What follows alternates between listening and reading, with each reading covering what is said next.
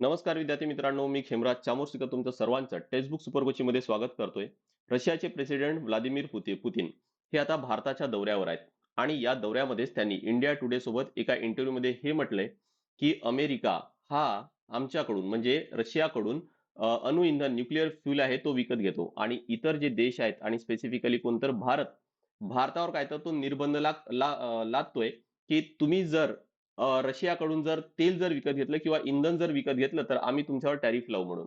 आणि तुम्हाला हे पण चांगलं माहितच असेल की अमेरिकेने भारताच्या जो माल आहे, भारतातून जो माल अमेरिकेमध्ये जातोय त्यावर 25% टॅरिफ सुद्धा लावलेले आहेत. आणि ही जी हिपोक्रसी आहे अमेरिकेची, तेच त्याबद्दलच आज आपण कम्प्लीट डिस्कस करणार आहोत.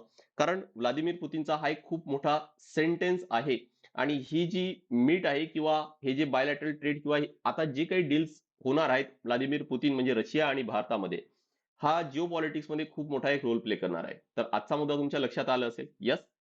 सो बघा, माझा नंबर इथे दिलेला आहे तुम्हाला. कोणतेही तुमचे क्वेरीज आहेत सिलेबस रिलेटेड, सायन्स रिलेटेड किंवा स्ट्रॅटेजी रिलेटेड, एमपीएससी असेल किंवा युपीएससी असेल, डायरेक्ट या माझ्या नंबरला कॉन्टॅक्ट करता येईल. तुम्हाला बॅच जॉईन करायची आहे किंवा इतर कोणतीही क्वेरीज आहेत, सायन्स माझा विषय आहे आणि त्यासाठी मी एक डेडिकेटेड व्हॉट्सअप ग्रुप सुद्धा तयार केलाय. तो जरी जॉईन करायचा आहे मला त्या नंबरला मेसेज करा. माझ्या सर्व सेशनचे अपडेट्स तुम्हाला या टेलिग्रामला मिळेलच. तिथं मी सर्व सेशनचे अपडेट्स म्हणजे लिंक आणि पीडीएफ सर्व तिथं शेअर करतो. इव्हन आजचा जो कॉन्सेप्ट आहे, आजची जी मुद्दा आहे, ही पण पीडीएफ आहे, ही मी तिथं शेअर करणार आहे. सोबत इंस्टाग्रामला पण कनेक्ट करायला विसरू नका. इथं पण रेग्युलर कंटेंट आहे, मी ते शेअर करतोय. सोबत तुम्हाला इथं एक प्लेलिस्ट मिळेल. त्या प्लेलिस्ट मध्ये माझे हे जे रेग्युलर व्हिडिओज येत आहेत ते सर्व व्हिडिओज तुम्हाला तिथून ऍक्सेस करता येईल किंवा याच युट्यूबच्या प्लेलिस्ट सेक्शन मध्ये जा. तिथं पण generic videos by Khemraj sir ती प्लेलिस्ट मिळेल आणि तिथूनही तुम्हाला ते व्हिडिओज आहेत, सर्व हे जे मुद्दे आहेत ते चांगले समजून घेता येईल. करेक्ट. चला पुढे वळूया आपण. बघा काय आहे की अमेरिकेने या आधीच भारतावर काही निर्बंध लावले, टॅरिफ लावलेले आहेत. आणि कारण काय दिलं की जर भारत हा रशियाकडून जर इंधन घेतोय, कच्चा तेल जर विकत घेतोय, तर भारत रशियाला पेमेंट करणार आणि तो जो पैसा आहे तो कुठं जाणार आहे, तर रशिया आणि युक्रेनच्या वॉरमध्ये जाणार आहे. म्हणजे इनडायरेक्ट भारत हा रशियाला मदत करतोय रशिया युक्रेनच्या वॉरमध्ये, असा आरोप आहे हा भारतावर लावलाय अमेरिकेने. आणि म्हणून की भारतावर अमेरिकेने काय तर टॅरिफ लावलेत. पण आता या वेळेस ज्या वेळेस व्लादिमीर पुतीन हे भारतात आहेत, त्यांनी सरळ म्हटलंय की भारत हे करतोय ठीक आहे, पण अमेरिका काय करतोय? अमेरिका पण तर युरॅनियम फ्यूल आहे ते रशियाकडून विकत घेतोय. आणि मग पैसा कोणा रशियालाच जाणार आहे. मग हा पैसा का रशिया आणि युक्रेनच्या वॉरमध्ये जाणार नाही का? ही नक्कीच काय तर हिपोक्रसी आहे असं आपल्याला म्हणता येणार आहे. So west accusing India of supporting Russia by importing oil but not Europe is speak hypocrisy. म्हणजे ही काहीतरी कम्प्लिटली हिपोक्रसी आहे किंवा आपल्याला म्हणता येईल की हे वेस्टर्न जे कंट्रीज आहेत, मग त्यामध्ये जनरली युरोप आहे किंवा मग अमेरिका आहे, यांची हिपोक्रसी आहे म्हणून. करेक्ट. आता बघा, यासोबतच फक्त इथपर्यंतच नाही, म्हणजे फक्त हे जे देश आहे किंवा डोनाल्ड ट्रम्प आहे हेच नाही, तर जे वेस्टर्न मीडिया आहे ते पण हेच टार्गेट करतायत.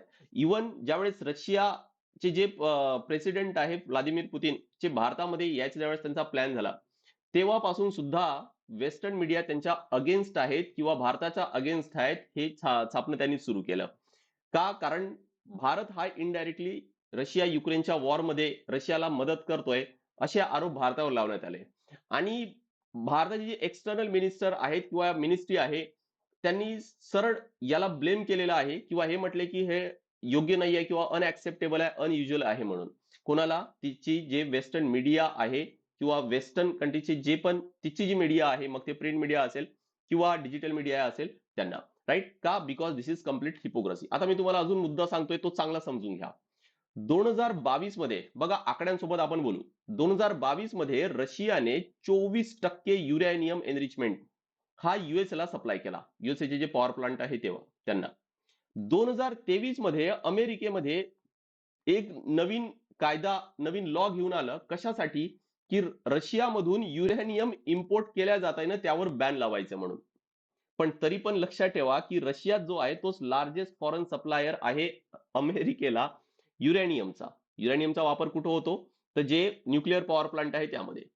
आता कट टू द डायरेक्ट आपण येऊ काय तर 2025 म्हणजे या वर्षी 2025 मध्ये Russia remains the top uranium supplier to US. म्हणजे बघा, कायदा आणून सुद्धा, लॉ आणून सुद्धा की रशियामधून जो युरॅनियम इम्पोर्ट होतोय त्यावर बॅन लावायचा आहे, हे कायद्याने ठरवून सुद्धा Russia remains the top uranium supplier. आणि हे कोण म्हणतंय? हे युएसचा डिपार्टमेंट ऑफ एनर्जीचाच एक आर्टिकल आहे, त्यातून हे मी आकडा घेतलेला आहे. बरं, त्यातल्या त्यात अमेरिका जो पण युरेनियम इम्पोर्ट करतोय त्यामध्ये रशियाकडून 20% इम्पोर्ट होतोय आणि तो सर्वात जास्त आहे. म्हणजे इतर देशांकडून जे इम्पोर्ट केलं जात आहे ते या 20% कमी आहे. बरं, याच कायद्यामध्ये हे पण मेन्शन केलेलं आहे की जर legislation allow however contains system of waivers, की काही सूट दिल्या जाईल allowing purchase from Russia until 2028 पर्यंत काही सूट दिल्या जाणार. कोणत्या कंडिशन मध्ये? कंडिशन पण मेन्शन केली आहे, if no alternative supply is available, की कोणता दुसरा अल्टरनेटिव्ह सप्लाय तो जर अवेलेबल नाही आहे तर अशा कंडिशन मध्ये तर रशियाकडून घेतल्या जाणार. ठीक आहे, चला मान्य करू की हे कंडिशन युएसएचा साठी चांगली पण आहे. पण प्रश्न हा आहे का खरंच कोणी सप्लायर अवेलेबलच नाही आहे का अख्ख्या जगामध्ये? आणि त्यातल्या त्यात असेल नसेल तरी पण टॉप सप्लायर रशियाच कसं काय आहे? बरोबर. दुसरा अजून एक क्लॉज दिलेला आहे की if the imports are strategically important. आता असं कोणतं इम्पॉर्टन्स त्यांना वाटलंय की रशियाकडूनच जास्तीत जास्त इम्पोर्ट करायला पाहिजे, हे तर अमेरिकेलाच माहीत. बरोबर. पण आता इथून लक्षात ठेवा की ही जी पुतीन यांची जी भेट आहे, भारत दौरा आहे, हा खूप मोठा जिओ पॉलिटिक्स मध्ये रोल प्ले करणार आहे. इथून बरेचसे करार आहेत. एस्पेशली एक जो रेलॉस वगैरे आहे लॉजिस्टिक्स मध्ये, त्याकडे नीट लक्ष ठेवा. S500 बद्दल मी ऑलरेडी एक व्हिडिओ बघितलेला आहे, तो नक्की चेक करा, तो एक मुद्दा तुमचा क्लिअर होईल. आणि अजून बघू की या 1-2 दिवसामध्ये मीडियामध्ये येईलच, आपल्याला माहित होईलच आणि आपण त्यावर सुद्धा काही व्हिडिओज आहेत ते नक्की कव्हर करू. त्यामुळे हे जे अपडेट आहेत हे नक्की घेत राहा. आपल्याला हे मुद्दे एक्झामसाठी फार जास्त इम्पॉर्टंट आहे. आय होप की तुम्हाला हा एक मुद्दा आहे ना तो चांगला क्लिअर झाला असेल. मी माझा नंबर इथं स्क्रीनवर दिलेला आहे किंवा पीडीएफ मध्ये पण मिळेल, किंवा पीडीएफ मध्ये इथं जर क्लिक केलं तर तुम्हाला डायरेक्ट गुगल फॉर्मची लिंक मिळेल, जिथून तुम्हाला डायरेक्ट बॅचची माहिती आहे ती मिळवता येईल. बाकी बॅच कोणत्या आहेत? हा, पण त्याआधी हे लक्षात ठेवा की टेक्स्टबुकच्या सर्व सेशनचे अपडेट्स या टेलिग्रामला येतील. आणि बॅच आपल्याकडे आहे राज्यसेवासाठी, एमपीएससी राज्यसेवासाठी आणि युपीएससी साठी, कारण सिलेबस सेम आहे. बॅच आहे यशोदय बॅच. यामध्ये एनसीईआरटी पासून आपण कव्हर करू, जे बेसिक साठी फार इम्पॉर्टंट आहे. पर्सनल मेंटरशिप तुम्हाला इथं मिळेल. 18 बुक्स आहेत ते तुम्हाला इथं घरपोच येतील. आपले सर्व क्लासेस लक्षात ठेवा लाईव्ह प्लस अनलिमिटेड रेकॉर्डेड असतात. ईएमआय फॅसिलिटी प्रत्येक बॅचवर आपल्या अवेलेबल आहे आणि भरपूर डिस्काउंट पण मिळेल. आता आफ्टर डिस्काउंट फायनल फीस किती असणार? इन्स्टॉलमेंट मध्ये जर भरतोय तर दर महिन्याला किती इन्स्टॉलमेंट भरावी लागेल, ह्या सर्वांची माहिती तुम्हाला माझ्या नंबरला मिळेलच. करेक्ट. पण यामध्ये लक्षात ठेवा की जीएसपी एक प्रोग्राम आपण सुरू केलेला आहे याच बॅच मध्ये, गॅरंटीड सिलेक्शन प्रोग्राम. म्हणजे इथं तुम्हाला गॅरंटी दिल्या जाते सिलेक्शनची, अदरवाईज तुमची फीज आहे ती रिफंड मिळेल. सिलेक्शन झालं तर 1 लाखाचं कॅश प्राइस पण आहे. कसं आपण अचीव्ह करणार? आपले सर्व क्लासेस ऑलरेडी सांगितलं की लाईव्ह प्लस रेकॉर्डेड आहे आणि अनलिमिटेड रेकॉर्डेड, त्यामुळे तुमच्या रिव्हिजन मध्ये कुठेही अडथळा येणार नाही. विशेष म्हणजेच काय तर आपल्याकडे आहे मेंटॉरशिप प्रोग्राम. तुमचे रोज ऑनलाईन मीटिंग होणार तुमच्या मेंटॉर सोबत. तुमच्यामध्ये काय, कुठं तुम्ही चुकतायत, कुठं कमी पडतायत, कुठं काय तुम्हाला चेंज करायला पाहिजे, असे सर्व डाऊट्स आहेत, सर्व क्वेरीज आहेत तुमचे, ते तिथं सॉल्व्ह करतील. सोबत मॉक टेस्ट होणार पुण्यामध्ये आणि वीकली रिपोर्ट्स पण मिळतील, जिथून तुम्हाला खरंच कुठं कमी पडताय हे लक्षात येईल. कुठं आपलं इम्प्रूव्हमेंट आहे, झालेलं आहे, चांगलं झालेलं आहे, कुठं करायची गरज आहे, ह्या सगळ्या गोष्टी लक्षात येईल. ज्यामुळे आपण नक्कीच सिलेक्शनचा जवळ आहे ते लवकरात लवकर पोहोचू शकू. त्यामुळे 2026 जर तुमचा टार्गेट असेल तर नक्कीच तुम्हाला जीएसपी आहे ते जॉईन करायला पाहिजे. जर तुमची 25 ची पूर्व परीक्षा चांगली गेलेली असेल, तुम्हाला वाटतंय की मुख्य परीक्षेची तयारी आता चांगल्याने करायची आहे, तर मग आपल्याकडे क्रॅश कोर्स सुद्धा आहे. पण फक्त 2025 नाही तर 2026 साठी, कारण 2026 चे जे विद्यार्थी आहेत त्यांना मेन्सची तयारी आताच करायची आहे, हीच खरी वेळ आहे. अदरवाईज प्रीच्या नंतर खूप जास्त पायलअप होतात गोष्टी, खूप सारा अभ्यास आपल्याला त्यावेळेस टेन्शन येतो की हे करू की ते करू, मग ते कळत नाही.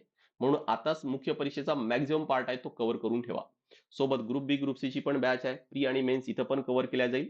त्याची पण माहिती किंवा बॅचची प्रोसेस काय आहे, ऍडमिशन फीस काय आहे, सर्व माझ्या नंबरला कळेलच तुम्हाला. माझा नंबर नोट करून ठेवा. करेक्ट. बाकी भरपूर डिस्काउंट आपल्या सर्व बॅचेसवर अवेलेबल आहे आणि नो कॉस्ट ईएमआय सुद्धा आहे. चला तर नेक्स्ट सेशनला भेटूया. आपले सेशन्स रेग्युलर पहा. तुमचं भरपूर अनालिटिकल थिंकिंग आहे हे इम्प्रूव्ह होईल याची तर खात्री आहे. So this is all from my side. Thank you very much.